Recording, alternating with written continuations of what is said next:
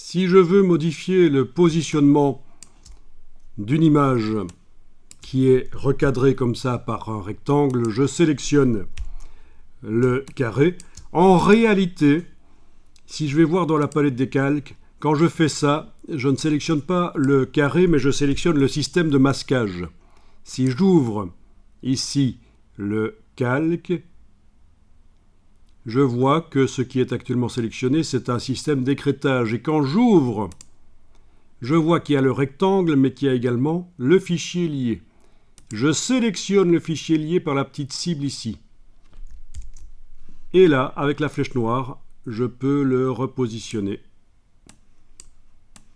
Le redimensionner aussi s'il faut, avec l'outil de transformation manuelle. Poignée du coin. Touche Alt, Shift.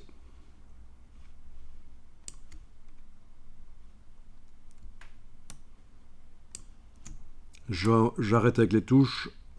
Je repositionne. Et voilà. Je montre sur l'autre photo. Je la sélectionne avec la flèche noire. En réalité, j'ai sélectionné le système d'écrêtage, celui-ci. Il faudrait que j'ouvre et que j'aille cliquer ici pour indiquer que je vais modifier l'image. Mais je vous montre qu'on peut aussi, sans passer par la palette des calques, avec la palette contrôle là au-dessus, indiquer que on modifie soit le carré, soit le contenu. Je clique sur modifier le contenu, voilà. C'est bien l'image qui se sélectionne, vous voyez. Si je clique ici, c'est bien le carré, dont je pourrais modifier aussi les dimensions, mais là j'indique que je vais modifier le contenu. Et avec la flèche noire, tout simplement, je repositionne.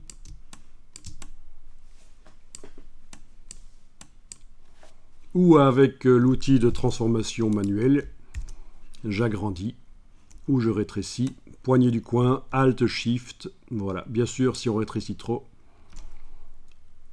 ça ne montre plus la dimension du carré.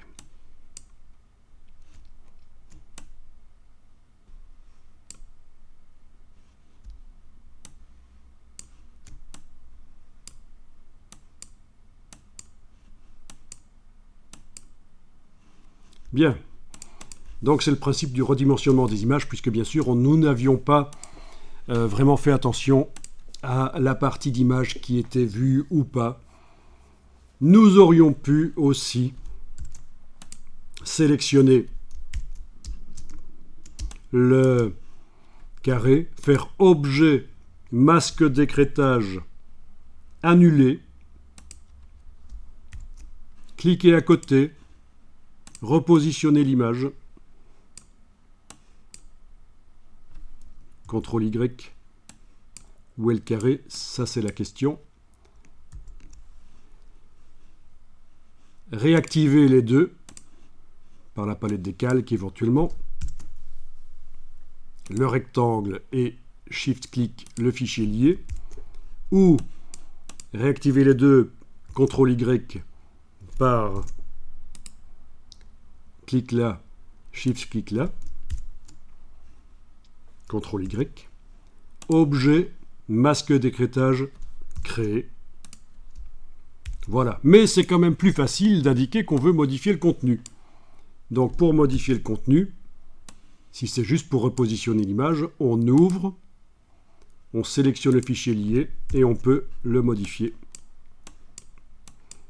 Ou alors, la petite icône ici dans la palette contrôle pour indiquer qu'on veut modifier le contenu. Ou alors, et vous l'avez vu aussi tout à l'heure, objet, masque d'écrêtage, modifier le contenu. Bon, là, je passe en modification du masque.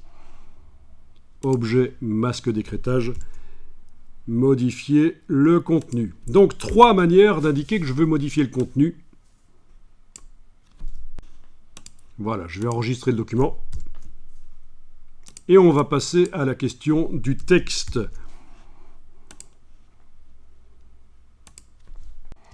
Ah oui, mais d'abord, l'ombre a disparu. Je dois resélectionner avec la flèche noire le système de masque.